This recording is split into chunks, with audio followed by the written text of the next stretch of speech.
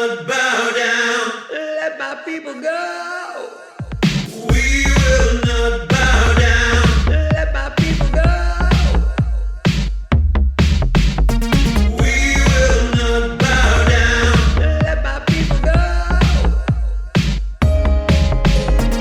We will not bow down. Let my people go. We will not bow down.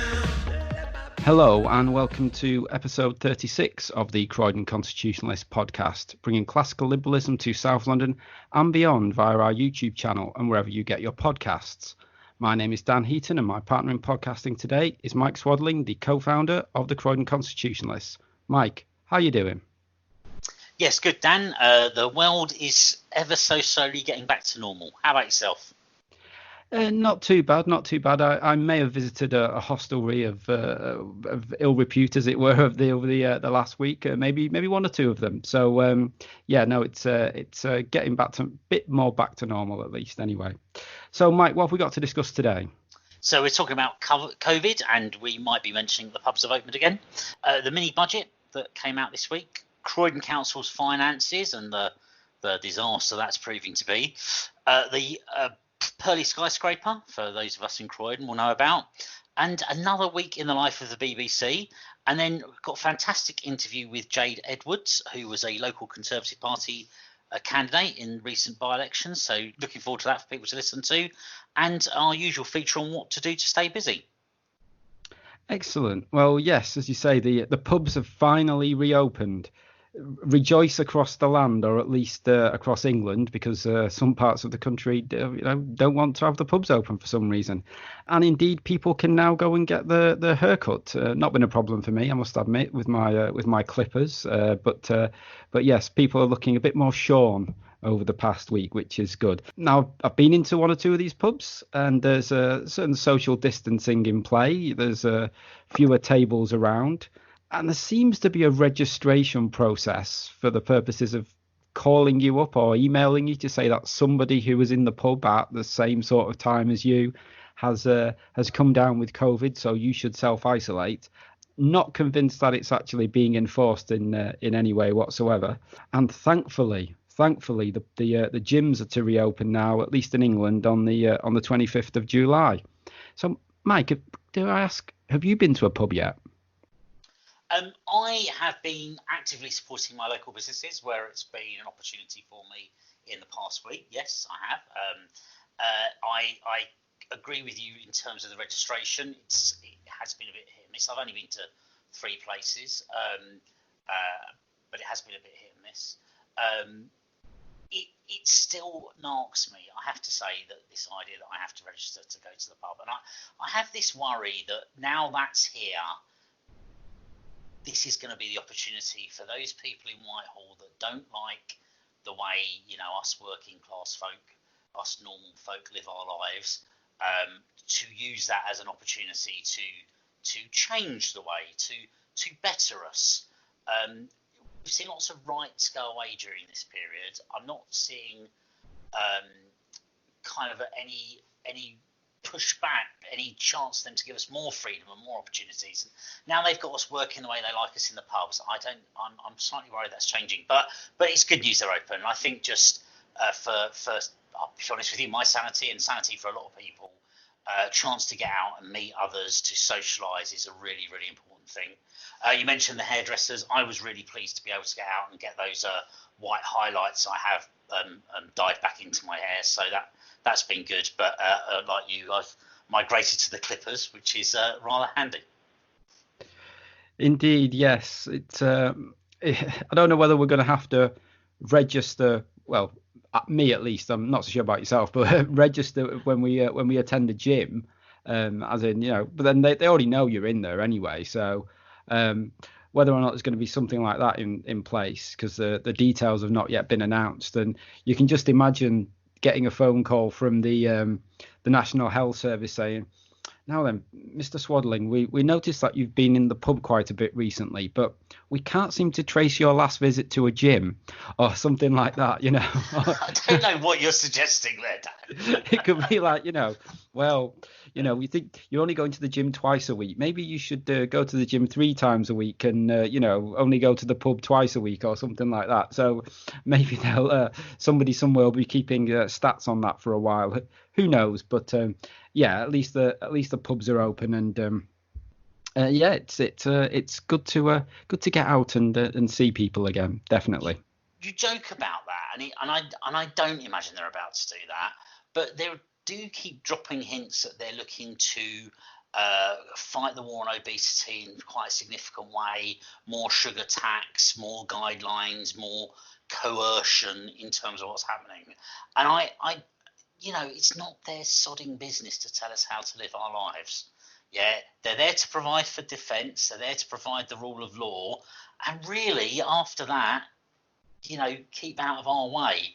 And it does worry me. The government seems to think that they're there to do more and more for us. And yeah, we'll see. Hopefully some of these impositions will remove soon. But I'm not holding my breath.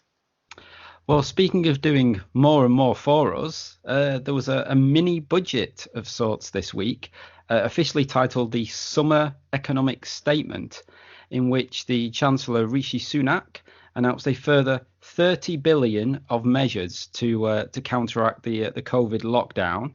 Apparently, you mentioned that. Well, actually, you mentioned there, Mike, about this idea of the sugar tax or what have you, and fighting obesity. Well, interestingly, we're going to get some sort of vouchers to entitle us to 50% off a meal in a restaurant of some description. So that's no doubt will help the local high street if people take that up. But I'm not so sure it's going to be good for their waistlines necessarily. There's going to be some tapering off of the furlough scheme, but anybody who keeps somebody who's previously been furloughed on after the furlough scheme ends and keeps them until at least January, apparently is going to get £1,000 per staff member that's relevant to. And there's going to be some assistance to help people to hire people who are under the age of 25. But most interestingly, in some respects, is the stamp duty threshold on properties has gone up to £500,000. So there'll be no stamp duty on any transactions, at least for first properties anyway, as in not second homes, although how they identify that I don't know. But the last time that the stamp duty threshold was raised, it didn't go back down. So this is being said to be a temporary measure. But who knows, it may become a permanent measure. Mike, what do you think of Rishi Sunak's mini budget? It's good to see a move towards a normalisation of finance. I mean, the furlough scheme has helped a lot of people. It's kept a lot of people in work, and that's right. The government shut it down, so they have a duty to keep people there. The £1,000 bonus seemed quite. It might not be enough, but quite a sensible idea that you say, look, if you try and bear with keeping these staff for a period, we'll pay you something to make it worth your while. I think that's quite a good offer to businesses. That equally, the eat out, I think that's quite a good idea. We need to get people getting back to normal, and if that encourages, it's fantastic. And the stamp duty, yeah, the property market must be in the doldrums right now. Anything that helps out there. It seems amazing how anyone buys a house and their first house these days, and anything that makes that a bit cheaper is probably a step in the right direction. Yeah, it's always struck me as being bizarre that the government gets any money just because you're buying a house, and or a flat for that matter. Certainly in London with the prices of the flats. So yeah, I mean. I'd get rid of the whole thing, to be honest with you, but certainly raising the threshold significantly has got to be a good thing. Talking about government finances, well, Croydon Council's finances are not looking too good at the moment. We've discussed previously how there's this huge black hole in their finances, and well, it does appear now that there are job cuts are actually going to be on the way. To 500 job cuts are being rumoured. The council is looking to blame this on the COVID crisis, but apparently it turns out that some of these cuts were already planned before the pandemic struck. Mike's not looking good for employees of the council at the moment. No, it's not, and it's a mismanagement by the council. No reserves, spending money like it's going out of fashion, taking risky bets in the property market, and ultimately the people that are paying the price for that are the employees of the council. It's not the councillors. They're still sitting there on fairly large allowances and for councillors. It's the council staff that at a time when you really don't want to find yourself in the job market are going to be forced out that way. Complete mismanagement, and the My London News, which used to be the Croydon Advertiser, you look at their website, huge amount of comments on their Facebook page and concern raised by council general mismanagement. They mention on there that in September 2018, the council spent 31.4 million buying a hotel in Altar Road. This is the Croydon Park Hotel, hoping it would bring in £1 million a year. The council is now weighing up what to do with it, as it was handed back to the council by administrators. Now, you could sort of say that's happened because of the pandemic. Who saw this coming? Well, Dan, who saw this coming? We saw this coming. There's an article on our website from March last year questioning why the council spent all this money on the Croydon Park Hotel and the Colonnades Retail Park, saying it only requires a 3% change in margins for Croydon taxpayers to be burdened with the responsibility for paying for them. We've had a lot more than a 3% change in margin, and saying, look, the council's got a long list of property problems. Westfield, New Addington Leisure Centre overrun in costs, Fairfield overrun in costs, Surrey Street, huge amount of money spent, which resulted in fewer traders there. Brick by Brick generally being a disaster, and now, lo and behold, they've spent money on these investments that's not paying off. They're gonna, the people at Croydon Council who are trying to provide a service for us as taxpayers of the borough are paying the price for this utter mismanagement by them. Well, you mentioned the brick by brick, and there's been lots of complaints about planning issues in the borough of Croydon in recent years. Well, one seems to be coming to a head now. The so-called Purley Skyscraper. It looks like it's finally going to get built. Mosaic Place, as it's officially called, at Purley Cross, has now been given the green light after some 5 years of planning battles.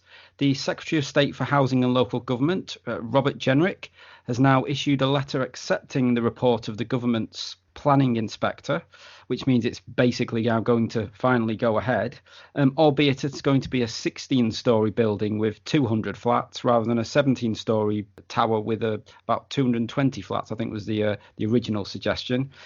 Not popular with the locals, and certainly not popular with the local MP, Chris Philp.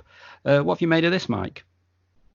Yeah, it's completely out of keeping with the area. You go into Purley, there's a couple of, I'm going to say there's 6-storey buildings, and it's 8 or something. I might be slightly wrong there. But there's nothing approaching 16, 17 stories that this tower block is going to be. I have a feeling, and I might be wrong here, that it had 2 entrances when originally planned, so it had a pour door. Always good to see a Labour council instituting such things again. It's completely out of keeping with the area. How can we put this? It's completely out of keeping with the area.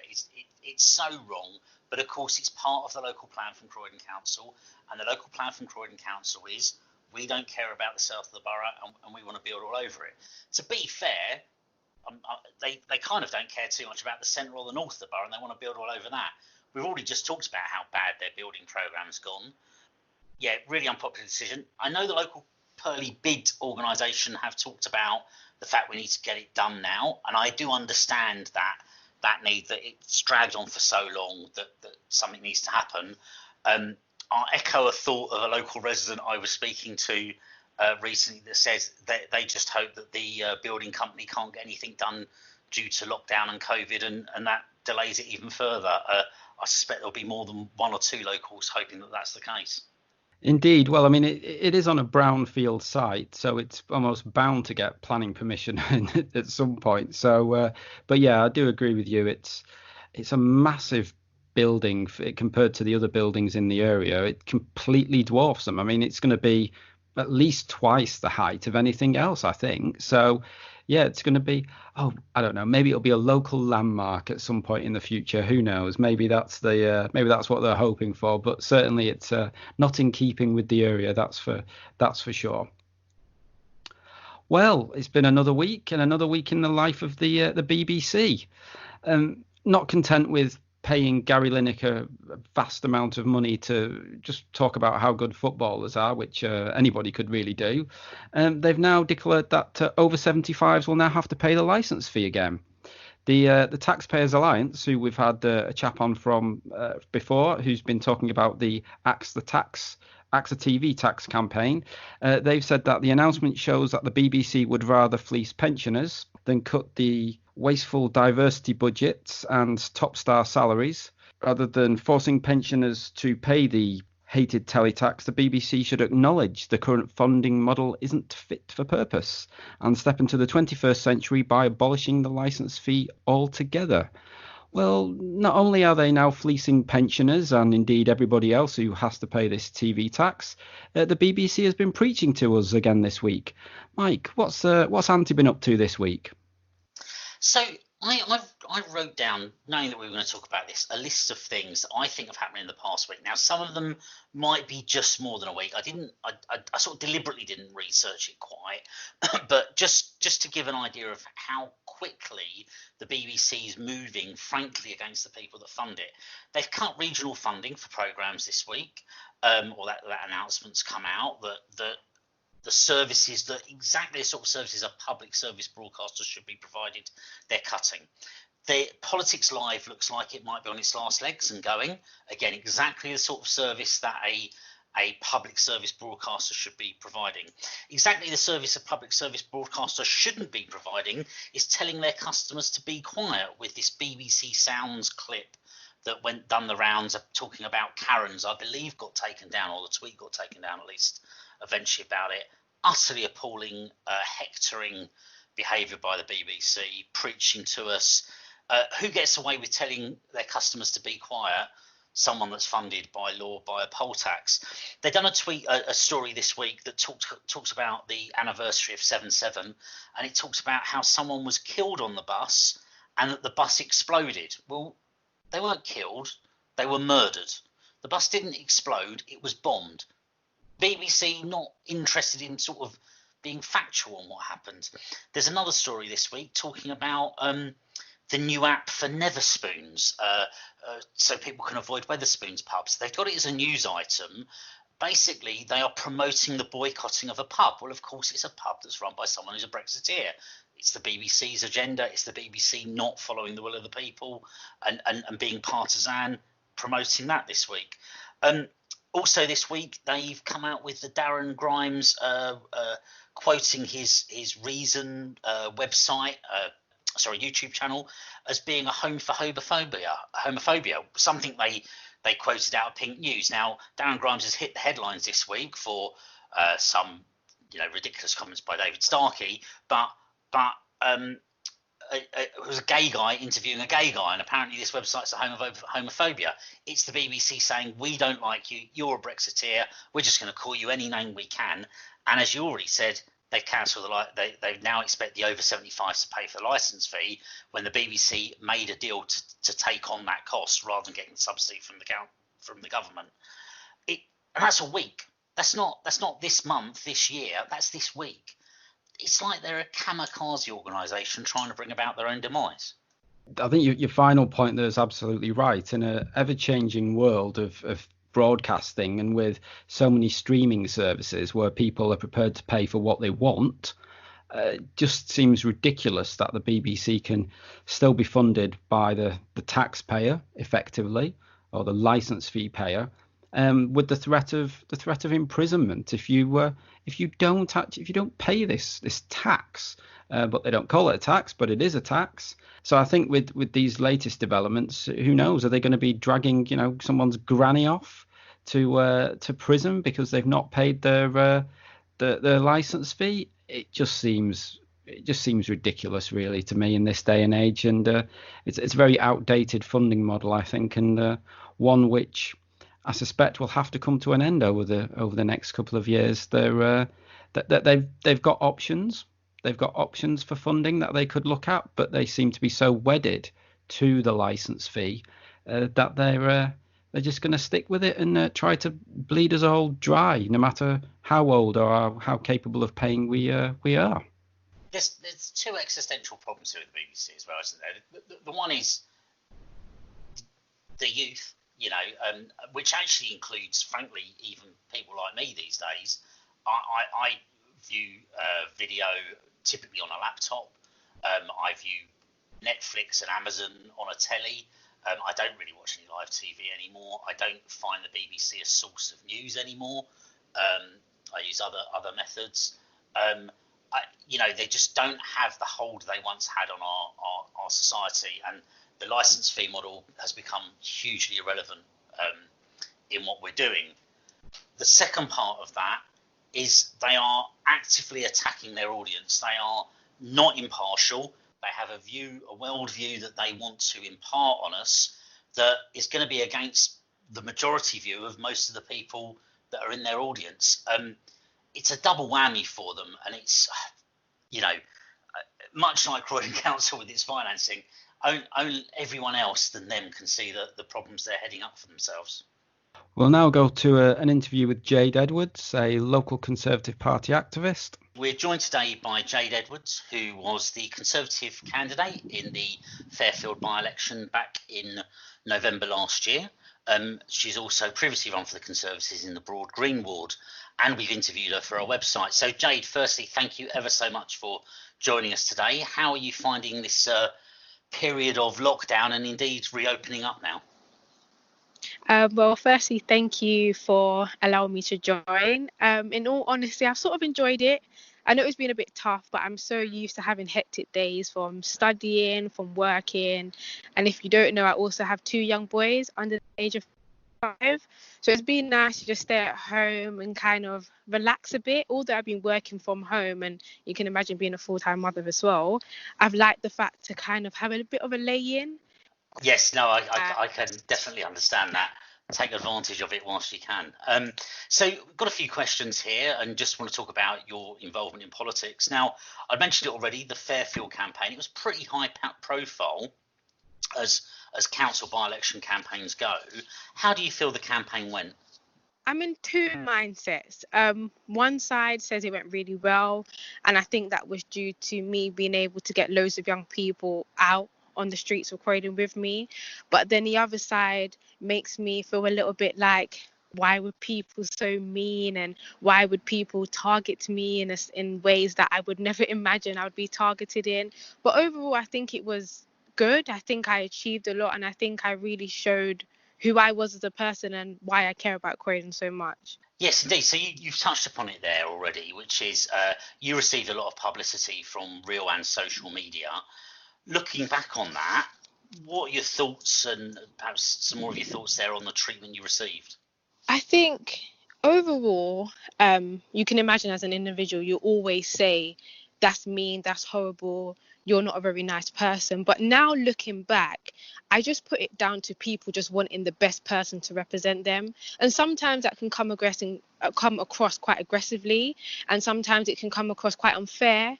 But if I was kind of interviewing the council that was standing, I would want to know what they do, what they stand for, who they're involved in. So I don't take it personally anymore, although I did at the time. I just take it as people just wanting the best person to represent them.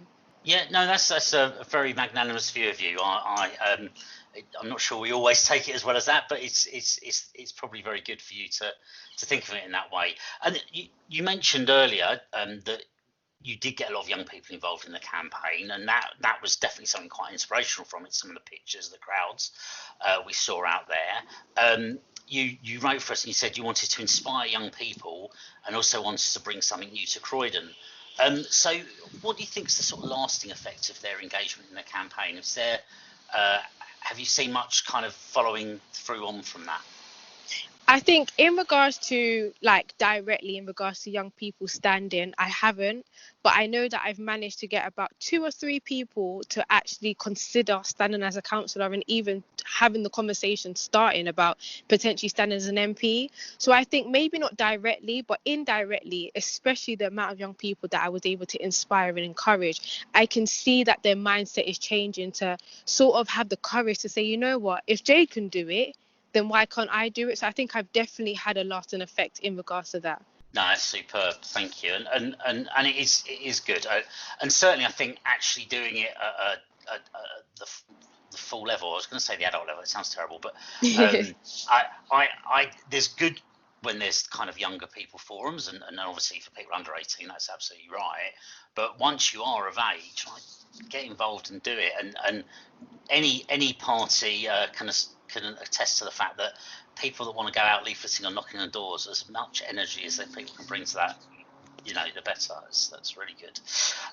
One of the other things during the campaign you focused on was Westfield and the promise that was given to residents, and knife crime and the lack of opportunities from it. Now, we've had the COVID period, and it's hard to say, but just generally, obviously Westfield seems to have gone away. Thankfully, crime has gone down, but largely due to lockdown. What are your kind of views on where we are now on both of those issues? I think, like you said, in regards to COVID and the lockdown, you've kind of seen everything quite quiet, especially with knife crime, because a lot of people have been told to stay at home. But I still think that shouldn't be hidden, and it's just temporary. And I think what the council should be doing now is making sure that we focus on things like Westfield, not because it's going to be a nice building in the middle of Croydon, but because of the amount of opportunities, job opportunities that it will provide for young people. And in regards to knife crime, as you can see that the lockdown measures are now easing up and people are now going out and going back to work, and especially schools reopening in potentially September, I think it's important that we don't just let it go, but we now sort of put our helmets on and find out ways to ensure that knife crime doesn't go back up, and also that we don't just tuck Westfield under the bush, because it's important that we continue to develop on Croydon, especially when it comes to young people, and that's one of the things that I'm extremely passionate about. So we talked about this COVID crisis, and in fact, since you've run, we had the general election and we've had the COVID crisis, and it's been some months, although not necessarily because of the lockdown, lots always happened. Just reflecting back to then, what did you think of the election win, and what do you think perhaps the impact of the lockdown's been? Of course, I'm Conservative, so I'm very happy that we won. In regards to the lockdown, I think it's been quite difficult, because you can imagine we've won the general election, and now it's not always about winning, it's also about continuing to not sort of please, but continuing those relationships with your residents. And I think we haven't been able to do that as a party, because obviously we can't knock on doors and we haven't really been able to be out. So I think it could have a little bit of a knockdown effect, because it's sort of like, you've won now, what are you doing for me now? Which I've always had a big question mark when I used to see my MPs. I want to be able to see you and speak to you and get to know you, but then we can't blame them because we've been in lockdown. So I think after lockdown, whenever that is, if we choose to call it now or in a couple months' time, but gradually when the pace starts to pick up, I think we should go back to those door knocking, those intimate conversations with residents about how we can help them and how we can continue to make Croydon and also all over the country a better country for all. Yeah, excellent. Thank you. Obviously, the other thing that's happened most recently, and something you've commented on Twitter a few times, has been the Black Lives Matter movement and some of the protests and general kind of commentary around that. You seem to have had a more nuanced view than perhaps many people on either side on that. What do you think of the movement, and what do you think has worked, and what needs to happen next? I think with Black Lives Matter, I have quite a weird view, because a lot of people would see me as young, I'm from a black ethnic background, so automatically you would think that I'm just kind of like, not that I hate the police, but I hate everything. I hate racism, and I do believe that there should be equal opportunities, and I believe that you should never be targeted because of the color of your skin. But one of the things that I'm really passionate about is how can we get more black ethnic young people and older people into places of power, because the only things or the only ways that things can be changed and opinions and views can be sort of pushed on and policies can be made to make lives better, especially when we're referring to the Black community, is in places of power. So I totally agree with the Black Lives Matter. I love the protest, although I don't agree with violence, especially against one another and especially against our police. But I just want people to get more involved in politics, especially so that these views can be acted upon. Because you can imagine, if we have a lot of representatives that are not Black or not Asian, which we do, sometimes it can come a little bit confusing. I'll give you an example. I was having a conversation with one of my friends who is not from a Black ethnic background, and she said to me, I don't understand what this means. I don't understand what Black Lives Matter, and I don't blame her. But maybe if I was in a place of power, if that was an MP or a councillor, I could share these views and I can share with other people that these are the things that Black lives or Asian lives want. How can we implement that? So I think that's sort of my view on it. I agree with it. I think it's important, but I just want to take another step now, and that's into places of power.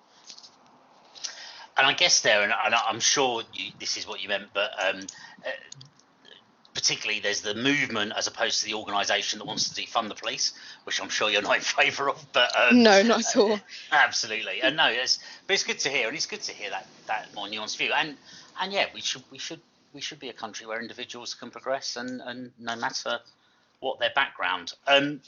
So moving slightly on from that, the other thing we sort of know about you, and you mentioned before, is that you're very much a sort of faith-based person.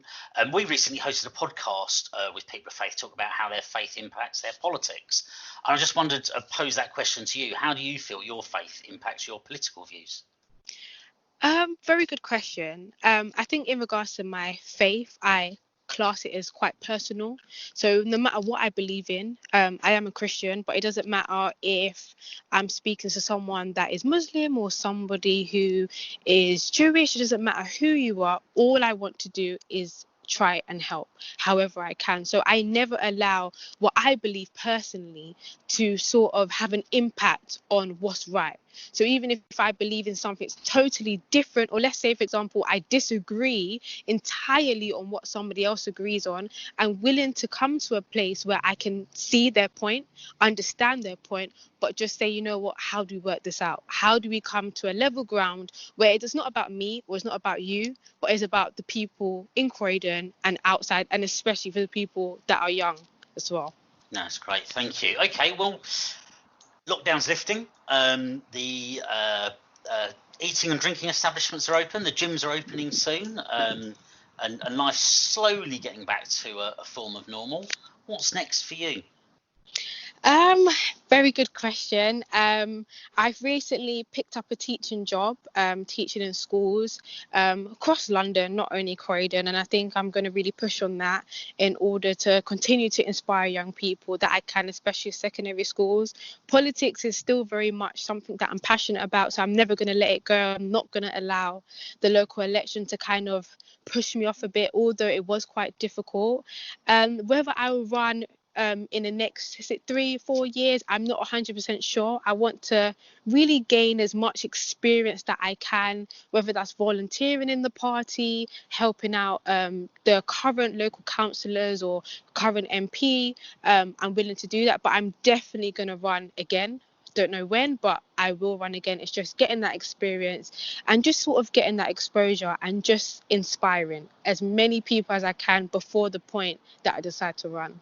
No, excellent. Well, certainly wish you all the best for the future in doing that. And as someone who's run a few times myself, things it is hard work, but it is it's really rewarding to do it, and it's important that people do. It's ever so important that people run for office, that we give people a choice. Well, Jayde, fantastic. Thank you ever so much for your time there. Great to talk to you, and thanks again for coming on our podcast. Thank you for having me. Well, Mike, really good to hear from Jayde there. Yes, fantastic. Really good to hear. Great to talk to someone that's involved in politics, particularly someone sort of young and enthusiastic about it. It can be a lot of struggle running for office. We need people to run for office. We need people to run to be active in campaigns, and it's great that she brings enthusiasm to both of those things. Well, Mike, we've got a few things up on our website that we've put up there recently to help people keep busy. Why don't you tell the listeners about them? Yeah, I don't want to say it's all about me, but first up is an article written by myself about the House of Lords reform. So we've had a couple of articles already up there, and this is a new one from me, putting out my views on how we should reform the House of Lords. I'm focused on something like a PR-based system that might allow some of the smaller parties to develop and build a foothold. Have a read of it, have a think, and let us know your thoughts on it. And if you've got views on House of Lords reform, write them up, get them out to us. We'd love to hear and publish them. A second article, again, is my interview with Sputnik Radio this week, talking about the latest posturing from the Scottish Government on Brexit and the government's setting trade policy and their feeling of how that impacts their devolved role in Scotland. A few comments from me. Have a listen, have a read. It's on their website and on our website. And once again, any views, come back, give me your feedback. It'd be great to hear. Absolutely. If you'd like to write to us telling us how Mike's completely wrong about Lords reform or any other subject, then please do. Or if there's anything you'd like us to cover, please do contact us. You can do so via the Twitter at Croydon Const, via our Facebook page, via our website, croydonconstitutionalist.uk, or via email, croydonconstitutionalists@gmail.com. Well, do please subscribe to the podcast and indeed the pubcast. I suspect there's a very good chance that we'll be back doing a pubcast very, very shortly now that the pubs are open. And do please also subscribe to the YouTube channel. Leave us a like.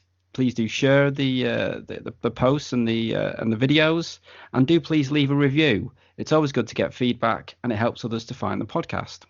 I'd like to thank Jayde again for allowing us to interview her and being on the podcast. That was really inspirational. And I'd like to thank you all for listening. So until next time, it's goodbye from me. And goodbye from me.